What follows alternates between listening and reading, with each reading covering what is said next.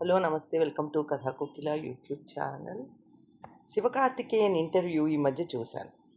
అందులో ఒక మాట నాకు చాలా ఆ, ఈ ప్రశంసనీయంగా అనిపించింది. దాన్ని మీతో షేర్ చేసుకోవడానికే ఈ చిన్న వీడియో. శివకార్తికేయన్ని ఆవిడ రిపోర్టర్ ప్రశ్నించారు.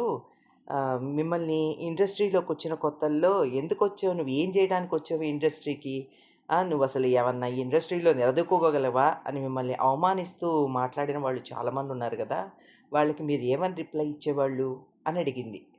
దానికి సమాధానంగా శివకార్తికేయన్ నవ్వుతూ వెళ్ళిపోయేవాడిని. నేను అసలు సమాధానం చెప్పేవాడిని కాదు. నా సక్సెస్సే నా సమాధానం అన్నమాట కూడా నేను అనలేదు. అసలు నా సక్సెస్ వాళ్ళకెందుకు సమాధానం అవ్వాలి? నా సక్సెస్సు నా కోసం, నా టీం కోసం, నా ఫ్యామిలీ కోసం. అంతే తప్ప వాళ్ళెవరి కోసమో నేను సక్సెస్ అవ్వాల్సిన అవసరం లేదు అని అన్నారు. ఈ మాట చాలా ఇంపాక్ట్‌ఫుల్ అనమాట. ఎవరి కోసమో మనం సక్సెస్ అవ్వాల్సిన అవసరం లేదు అనేవాళ్ళు ఎప్పుడూ అంటూనే ఉంటారు. కానీ ఎవరైతే నిలబడి విజయం సాధిస్తారో వాళ్ళు చరిత్ర సృష్టిస్తారు.